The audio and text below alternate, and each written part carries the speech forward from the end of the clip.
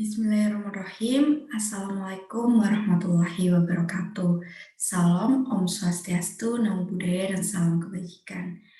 Baik, pada kesempatan kali ini izinkanlah saya untuk membuat video mengenai sumber-sumber hukum internasional sebagai tugas ujian tengah semester mata kuliah hukum internasional yang diampu oleh Bapak Sony Sabto Aji Wicaksono SHM Hum serta Bapak Ridwan Arifin SHLMM. Saya berasal dari Rombel Kamis jam 1 siang. Sebelumnya, izinkanlah saya untuk memperkenalkan diri terlebih dahulu. Perkenalkan, nama saya Tanti Liana Dewi dengan NIM 811420272 dengan nomor absen 51. Baik, kita langsung saja kepada materi yang ingin saya sampaikan dan yang ingin saya jelaskan lebih lanjut. Yang pertama, kita akan menilik lebih dahulu tentang latar belakang dari pembahasan kita pada hari ini. Dalam kita berhubungan dengan negara lain, selalu ada permasalahan dan juga kendala yang harus segera diselesaikan. Untuk itu, di berbagai bangsa di dunia sepakat untuk membuat hukum yang dapat mengayomi semua negara yang saling berhubungan. Hukum tersebut lazim disebut hukum internasional.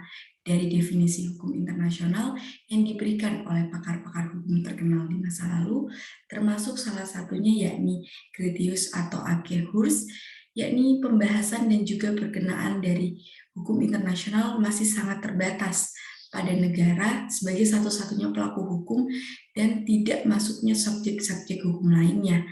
Namun seiring berjalannya perkembangan zaman, aspek-aspek dan pihak-pihak lain yang berhubungan dalam dunia internasional juga dimasukkan dalam subjek hukum internasional modern dan juga menurut Pak Mukhtar. Dalam penyebutan dan penamaannya, kita mengenal berbagai pengertian dan juga istilah untuk hukum internasional ini, karena pendekatan berbeda satu dengan lainnya. Namun yang kita sering gunakan adalah hukum internasional, karena mampu menjelaskan dan juga menyiratkan arti tentang apa yang dikandung dalam istilah hukum internasional tersebut. Sebagai hukum yang bersifat fusi atau gabungan yang mengayomi berbagai negara dengan latar belakang yang berbeda, hukum internasional memiliki berbagai sumber yang mendasarinya. Namun, sampai saat ini, masih banyak orang yang belum memahami dan juga menyadari hakikat dan juga jenis-jenis dari sumber hukum internasional itu sendiri. Oleh karena itu, saya merasa perlu memaparkan video ini guna memberikan tambahan dan juga sekedar melengkapi pengetahuan kita semua tentang sumber-sumber hukum internasional. Berdasarkan latar belakang yang sudah saya jelaskan sebelumnya, kita dapat menarik beberapa rumusan masalah yang akan menjadi pokok bahasan kita pada video kali ini. Yakni yang pertama, apakah sumber hukum internasional itu, bagaimana hukum internasional menurut para ahli, dan bagaimana mengadili perkara hukum internasional menurut pasal 38 ayat 1 tentang status Mahkamah Internasional oleh MI. Nah, dan pembahasan terakhir, bagaimana penerapan perjanjian internasional itu sendiri. Adapun tujuan dari video ini, yakni yang pertama, untuk memberi gambaran umum tentang sumber hukum internasional. Dan yang kedua, untuk memberikan gambaran umum tentang hukum internasional menurut para ahli.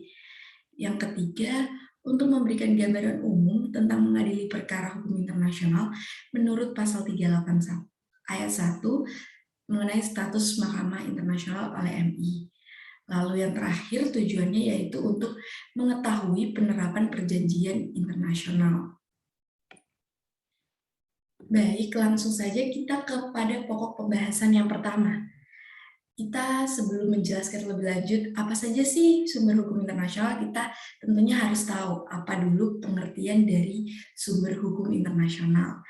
Sumber hukum sendiri adalah segala sesuatu yang berupa tulisan, dokumen, naskah, dan sebagainya yang dipergunakan oleh suatu bangsa sebagai pedoman hidupnya pada masa tertentu yang menimbulkan aturan-aturan dan mempunyai kekuatan yang bersifat memaksa, yaitu apabila dilanggar akan mengakibatkan timbulnya sanksi yang tegas. Menurut Zev van Bergen sendiri, sumber hukum adalah sumber terjadinya hukum atau sumber yang menimbulkan hukum.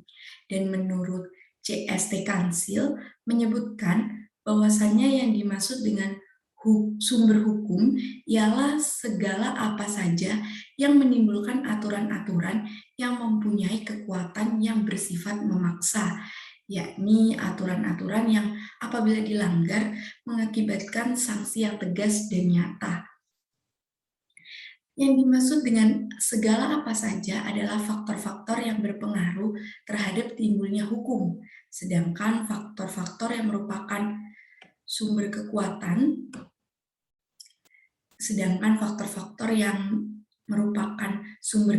berlakunya hukum secara formal, artinya ialah dari mana hukum itu dapat ditemukan, dari mana asal mulanya hukum, di mana hukum dapat dicari, atau di mana hakim dapat menemukan hukum sebagai dasar dari putusannya.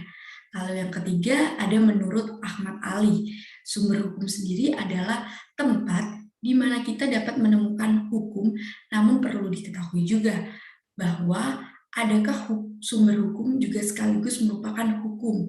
Contohnya putusan hakim. Jadi sumber hukum itu juga dikatakan oleh Ahmad Ali adalah hukum itu sendiri, yang contohnya seperti putusan hakim. Kajian mengenai sumber hukum internasional secara umum hampir sama dengan kajian sistem hukum Indonesia. Hukum internasional juga mengenai pembedaan terhadap dua sumber hukum, yakni yang bersifat material dan juga yang bersifat formil. Sumber hukum material merupakan sumber hukum yang erat kaitannya dengan isi atau muatan atau materi hukum internasional.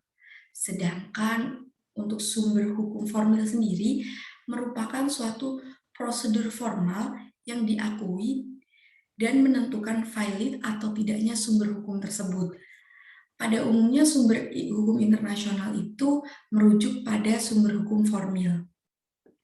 Baik, setelah saya menjelaskan cukup banyak mengenai pengertian hukum internasional mengenai sumber hukum internasional menurut para ahli, dan secara umum garis besarnya seperti apa sumber hukum internasional itu sendiri, saya akan sedikit menjelaskan dan memaparkan mengenai beberapa sumber hukum internasional beserta penjelasannya dan beserta contohnya. Yang pertama, sumber-sumber hukum internasional yang pertama, yakni ada perjanjian internasional. Apa sih yang dimaksud dengan perjanjian internasional? Perjanjian internasional mengakibatkan pihak-pihak yang mengadakan perjanjian saling menyetujui, menimbulkan hak dan kewajiban dalam bidang internasional. Kedudukan perjanjian internasional sebagai sumber hukum internasional sangat penting, mengingat perjanjian internasional lebih menjamin kepastian hukum karena dibuat secara tertulis.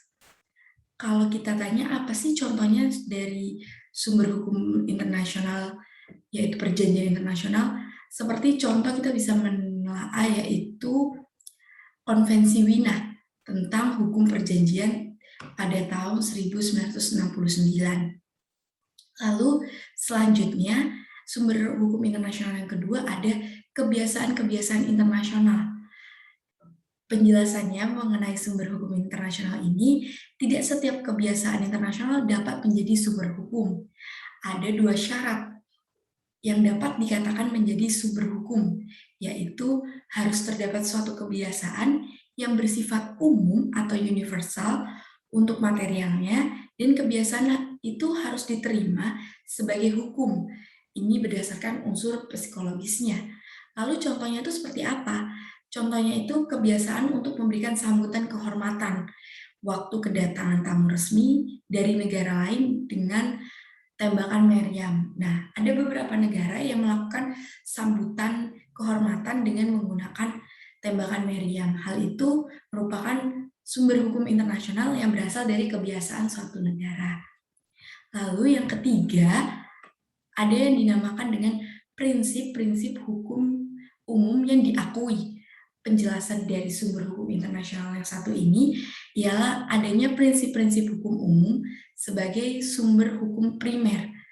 Sangat penting bagi pertumbuhan dan perkembangan hukum internasional sebagai sistem hukum positif karena prinsip-prinsip hukum umum ini melandasi semua hukum yang ada di dunia, baik hukum internasional maupun hukum nasional. Prinsip pada contohnya ya, saya akan memberikan sedikit contohnya, yakni prinsip fakta sunt servanda, prinsip fakta sunt servanda, yakni prinsip itikat baik, prinsip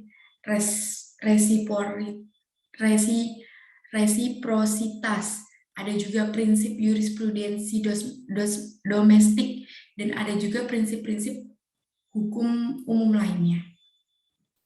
Lalu selanjutnya ada keputusan-keputusan pengadilan. Baik, mohon maaf sebelumnya apabila video saya terjeda dikarenakan ada kendala. Baik, saya akan melanjutkan mengenai penjelasan mengenai sumber-sumber hukum internasional yang keempat, yakni keputusan-keputusan pengadilan. Keputusan-keputusan pengadilan sendiri memainkan peranan yang cukup penting dalam membantu pembentukan norma-norma baru hukum internasional. Keputusan-keputusan Mahkamah Internasional dapat berupa keputusan yang bukan atas pelaksanaan hukum positif, tetapi atas dasar prinsip-prinsip keadilan dan kebenaran. Jika kita ingin tahu apa sih contohnya dari sumber hukum yang keempat ini, yakni contohnya kita bisa lihat dalam sengketa-sengketa ganti rugi dan penangkapan ikan telah memasukkan unsur-unsur baru ke dalam hukum internasional. Jadi apabila kita menelisik dalam sengketa ganti rugi, dalam penangkapan ikan, itu sudah memasukkan unsur-unsur baru ke dalam hukum internasional. Lalu selanjutnya ada sumber hukum yang kelima, sekaligus sumber hukum yang mungkin terakhir yang akan saya jelaskan, dan nanti saya akan menjelaskan lagi mengenai sumber hukum internasional menurut para ahli. Yang kelima, yakni ada ajaran-ajaran para ahli atau sarjana. Pendapat para sarjana terkemuka mengenai suatu masalah tertentu, meskipun bukan merupakan hukum positif, seringkali dikutip untuk memperkuat argumen dari suatu norma hukum. Pendapat para sarjana akan lebih berpengaruh jika dikemukakan oleh perkumpulan yang profesional. Contohnya seperti apa sih? Contohnya yaitu ada Komisi Hukum Internasional yang beranggotakan para ahli hukum yang dibentuk oleh Majelis Umum PBB berdasarkan resolusi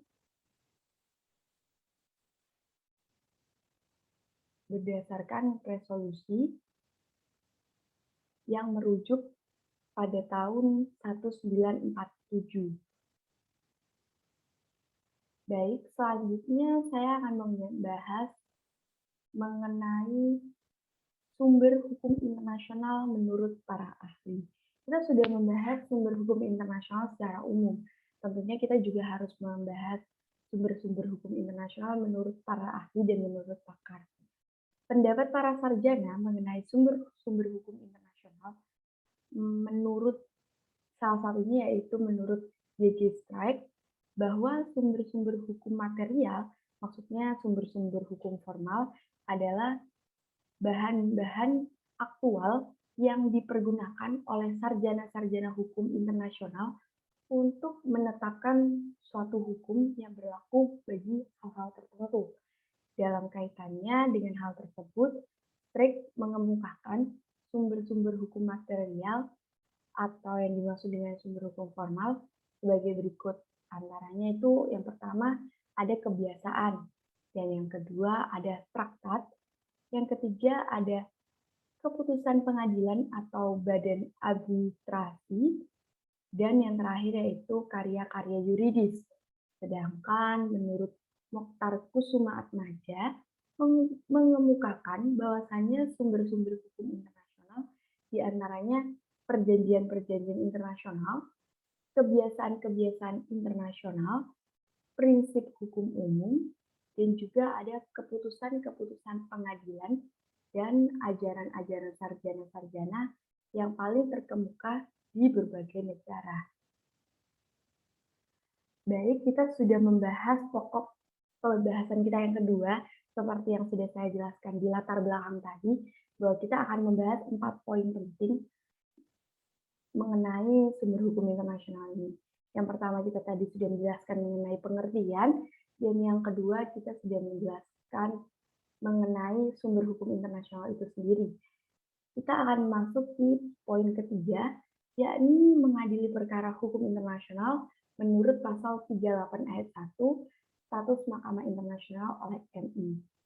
Nah, saya akan menjelaskan lebih detail, yakni menurut pasal 38 ayat 1 mengenai status Mahkamah Internasional yang selanjutnya sebagaimana tercantum dalam Piagam PBB pada tanggal 26 Juni tahun 1945. Pada pokok bahasanya mengatakan, dalam mengadili perkara-perkara yang diajukan, Mahkamah Internasional akan mempergunakan 4 komponen ini. Saya akan menjelaskan komponen pertama, yakni mengenai perjanjian-perjanjian internasional, baik yang bersifat umum maupun yang khusus, yang mengandung ketentuan-ketentuan hukum yang diakui secara tegas oleh negara-negara yang bersengketa. Lalu yang kedua, ada kebiasaan-kebiasaan internasional sebagai bukti daripada suatu kebiasaan umum yang telah diterima oleh hakim atau oleh hukum. Yang ketiga, yakni prinsip-prinsip hukum umum yang diakui oleh bangsa-bangsa yang beradab. Dan yang terakhir, komponen terakhir yakni keputusan pengadilan dan ajaran-ajaran sarjana-sarjana yang paling terkemuka dari berbagai negara-negara sebagai sumber tambahan bagi penetapan kaidah-kaidah hukum. Selanjutnya, kita akan membahas mengenai contoh penerapan perjanjian internasional. Seperti contohnya ya, kita menggunakan subjek Indonesia dan negara Jepang. Negara Indonesia dan negara Jepang.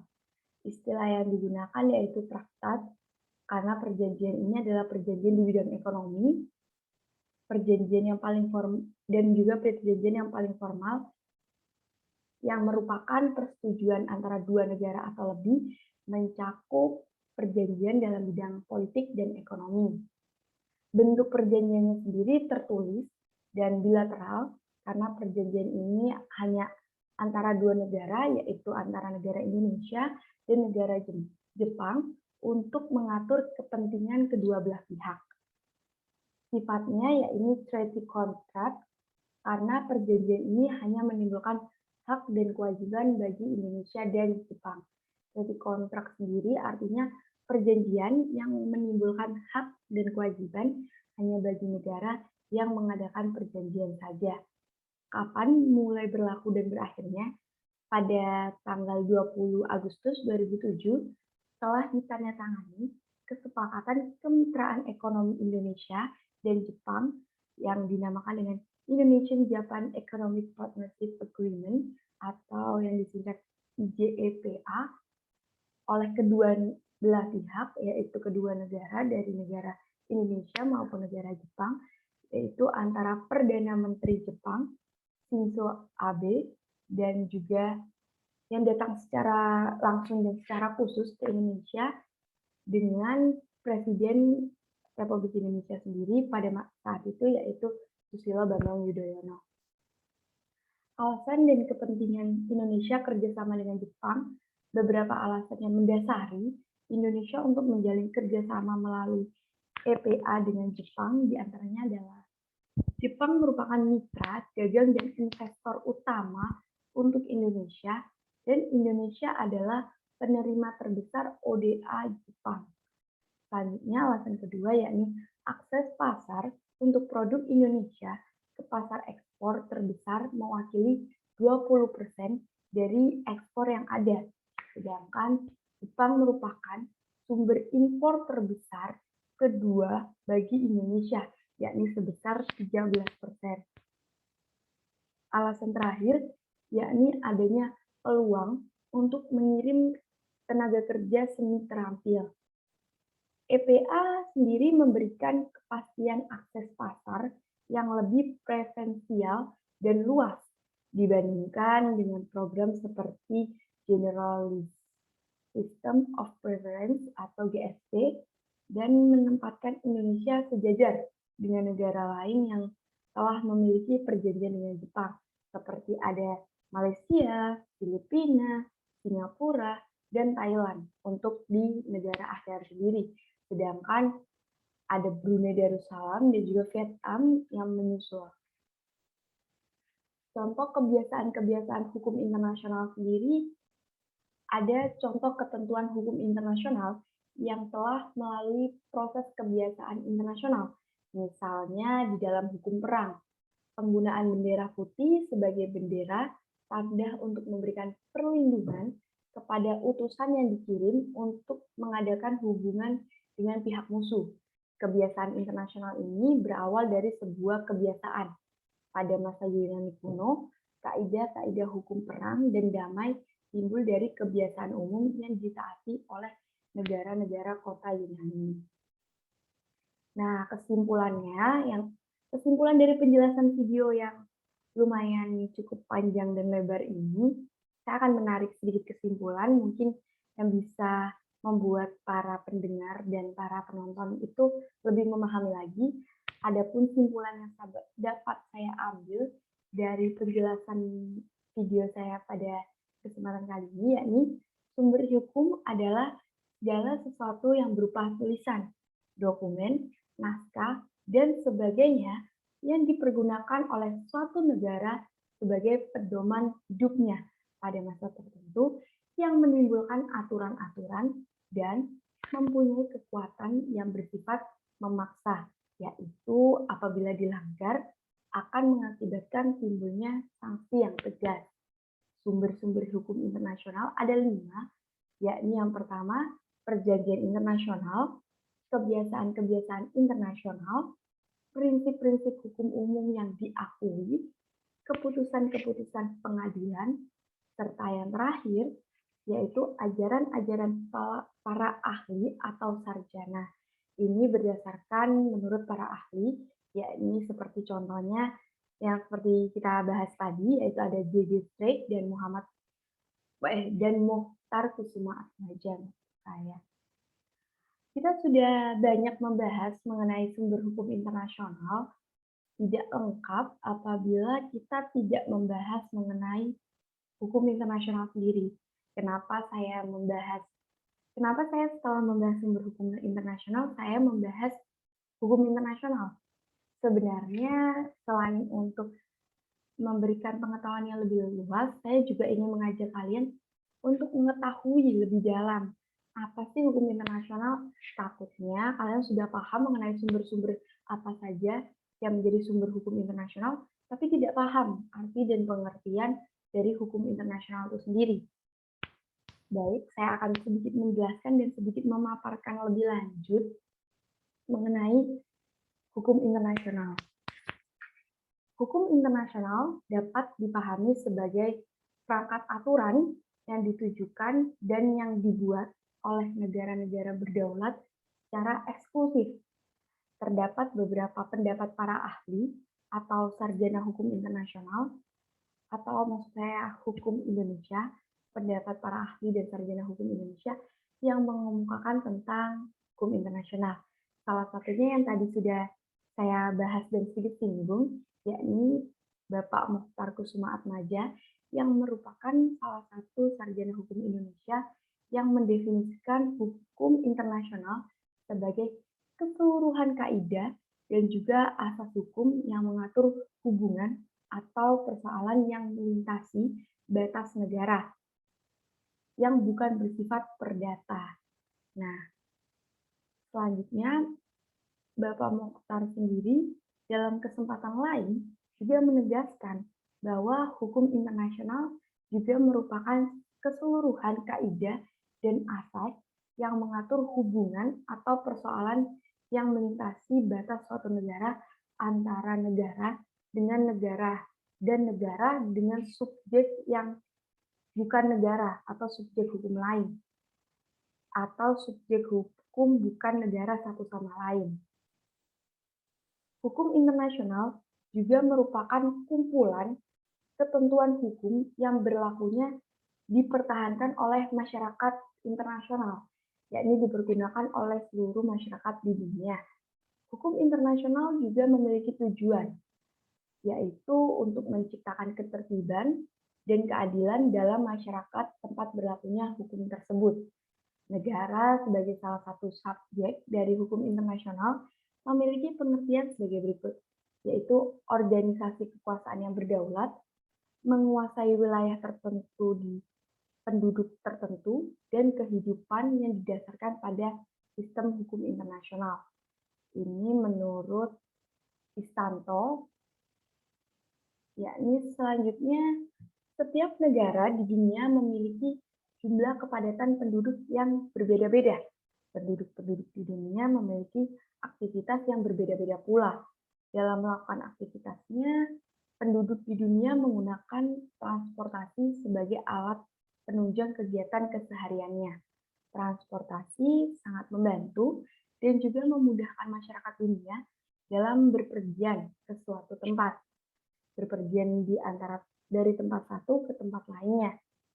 Transportasi merupakan perpindahan manusia atau barang dari suatu tempat ke tempat lainnya dengan menggunakan sebuah kendaraan yang bergerak oleh manusia atau mesin. Transportasi juga digunakan untuk memudahkan manusia untuk melakukan aktivitas dalam setiap harinya. Menurut Soekarto, transportasi merupakan perpindahan dari suatu tempat ke tempat lain dengan menggunakan alat pengangkutan, baik yang digerakkan oleh manusia, hewan, seperti contoh kuda, dan lain sebagainya. Hal ini apabila kita telah lebih lanjut,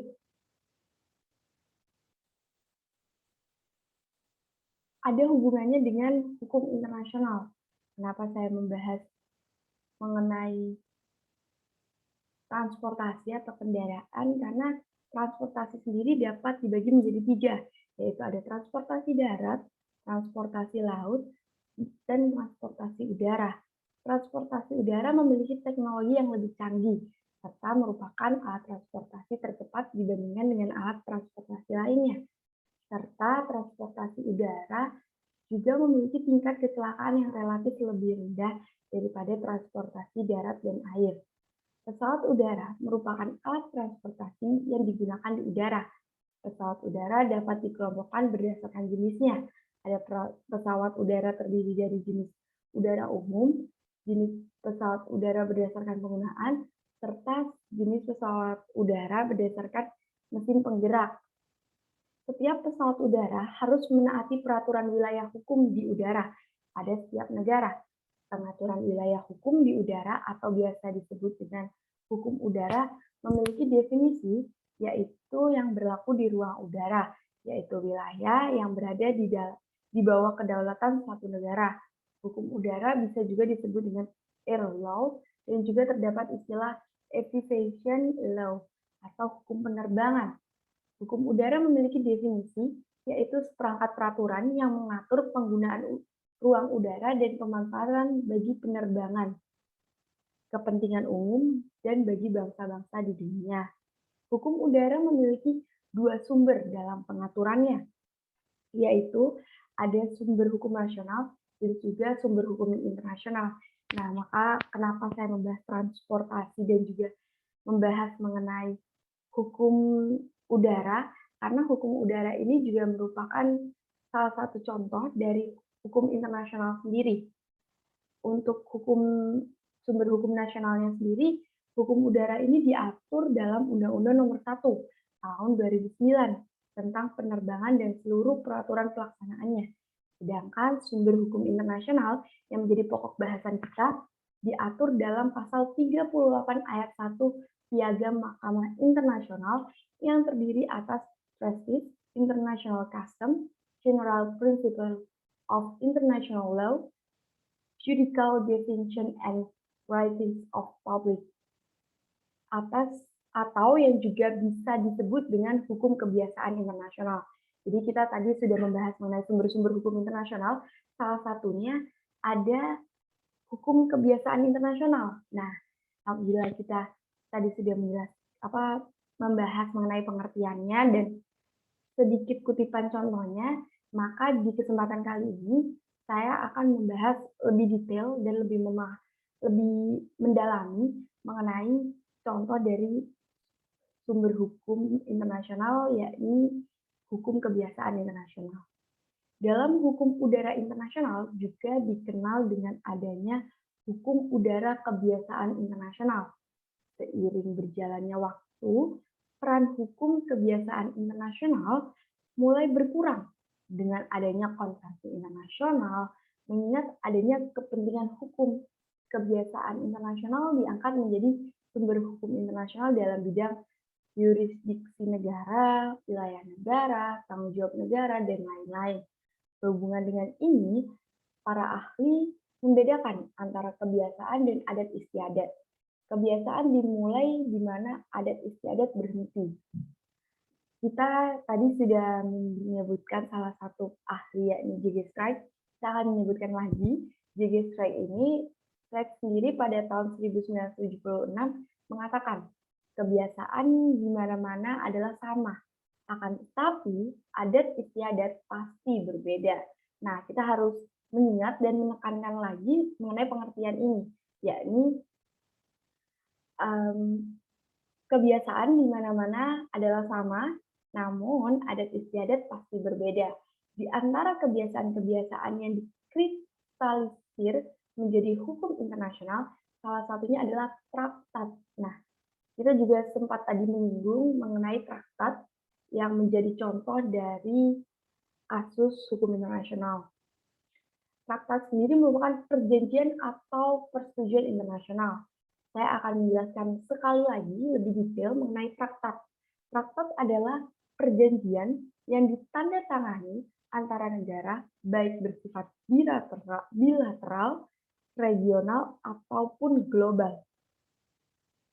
Apabila suatu perjanjian telah ditandatangani oleh beberapa negara dan kemudian diartifikasi oleh parlemen negara-negara tersebut, maka negara yang menandatangani sudah terikat oleh perjanjian tersebut sebagai sumber hukum internasional.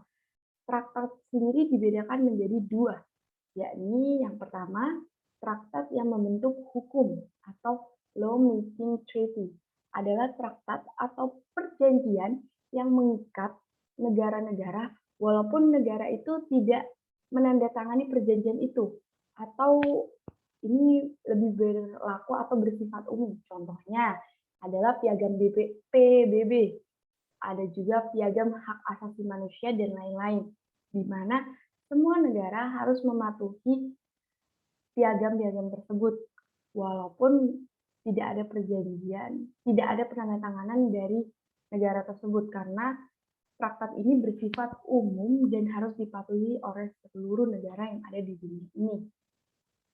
Yang kedua ada treaty contract. Treaty contract yang seperti saya jelaskan sebelumnya di beberapa menit awal, yakni yang saya memberikan contoh kasus antara perjanjian ekonomi antara Indonesia dan Jepang, yakni perjanjian bilateral. Nah, ini yang dimaksud dengan treaty contract adalah traktat atau perjanjian antara negara yang mengikat negara-negara yang ikut menandatangani saja. Jadi kalau kita menelaah atau menjelas balik di menit-menit awal tadi, berarti yang ikut serta yaitu hanya negara Jepang dan negara Indonesia, karena hanya mereka yang turut serta menandatangani. Lalu tidak terikat oleh negara yang tidak ikut menandatangani, tidak terikat kecuali negara itu mengikatkan diri dan tunduk pada perjanjian itu. Contohnya adalah piagam. berdirinya ASEAN, OPEC, dan lain-lain. Piagam kerjasama ASEAN contohnya hanya mengikat negara-negara di Asia Tenggara yang ikut menandatangani piagam itu dan tidak mengikat negara lain yang tidak ikut menandatanganinya. Dalam pasal 1 Konvensi Paris pada tahun 1919 merupakan salah satu hukum kebiasaan internasional dalam hukum udara internasional, tetapi pasal tersebut telah diakomodasi di dalam Konvensi Havana pada tahun 1928 dan dalam pasal 1 Konvensi Chicago pada tahun 1944. Konvensi Chicago merupakan konvensi yang mengatur mengenai penerbangan sipil internasional. Pasal 9 Konvensi Chicago pada tahun 1944 mengatur tentang area terlarang yang merupakan modifikasi dari Konvensi Paris. Yang dimaksud area terlarang ini tuh apa sih? Yang dimaksud dengan area terlarang ini yaitu tidak ada lagi perbedaan pesawat yang diperbolehkan memasuki zona larangan terbang, dan negara yang memiliki kedaulatanlah yang memerintahkan pesawat tersebut. Jadi hanya ada zona-zona tertentu yang hanya boleh dilewati oleh negara yang memerintahkan pesawat tersebut. Jadi tidak boleh sembarangan pesawat itu melintasi zona terlarang tersebut. Selain itu, Konvensi Chicago didukung oleh proyek Amerika Serikat yang menyarankan pengakuan terhadap 5 kebebasan udara, seperti 2 kebebasan dasar, yaitu hak lintas damai atau yang disebut dengan innocent passage, dan hak mendarat teknik untuk keperluan pengambilan bahan bakar dan restorasi atau perbaikan, atau biasa dikenal dalam istilah penerbangan itu technical stop. Nah, selanjutnya pada pasal 1 Konvensi Chicago pada tahun 1944 menegaskan the contracting parties recognize that every sovereign state has complete and exclusive sovereignty over the airspace above its territory. Nah, dengan doktrin setiap negara berdaulat mempunyai kedaulatan yang utuh dan penuh. Adapun konsekuensi dari adanya prinsip kedaulatan di udara tersebut adalah tidak ada pesawat udara yang terbang di atau ke atau melalui ruang udara nasional negara anggota tanpa memperoleh izin terlebih dahulu.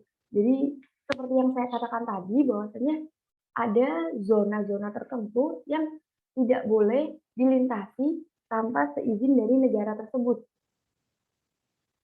Betapapun tinggi atau rendahnya pesawat udara melakukan penerbangan. Jadi maupun tinggi atau rendah itu harus tetap memperoleh izin. Jadi kita dalam hukum internasional udara tidak boleh sembarangan sebuah pesawat itu melintasi teritorial udara negara lain ya.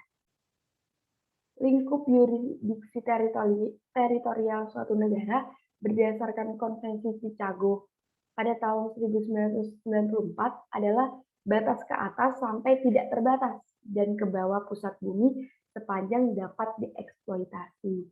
Jadi itu ya jarak menurut hukum internasional sendiri jarak yang disebut dengan hukum udara itu jaraknya itu batasnya itu ke atas sampai tidak terbatas dan ke bawah pusat bumi sepanjang tidak dieksploitasi.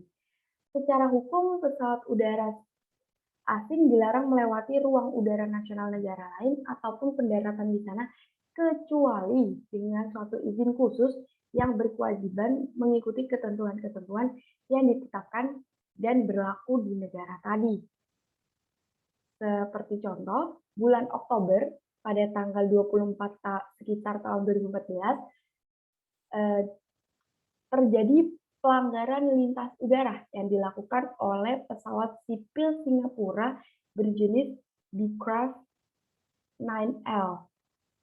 Diketahui pesawat tersebut melintasi atau memasuki wilayah kedaulatan udara Republik Indonesia di Pangkalan Udara Lanut, Supadio, Pontianak. Pesawat Beechcraft 9L ini dengan registrasi FHPFK atau pesawat Australia ini di bawah kendali ATC Singapura pada rute penerbangan Cebu, Sarawak, Malaysia ke Seletar, Singapura, TNI AU mengetahui pelanggaran tersebut, langsung melakukan penyergapan.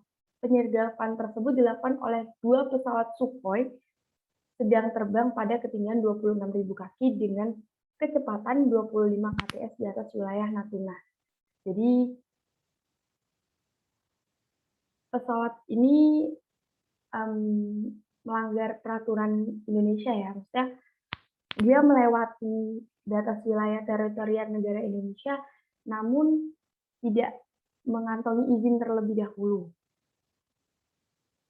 Nah, berdasarkan uraian di atas yang tadi sudah saya jabarkan, sepertinya sudah cukup panjang, dari mulai pengertian dari sumber hukum internasional, sampai menyebutkan apa saja sih sumber-sumber hukum internasional, lalu selanjutnya saya menjelaskan sumber-sumber hukum internasional menurut para ahli, dan juga tadi ada yang menjelaskan mengenai bagaimana sih untuk mengadili suatu perkara,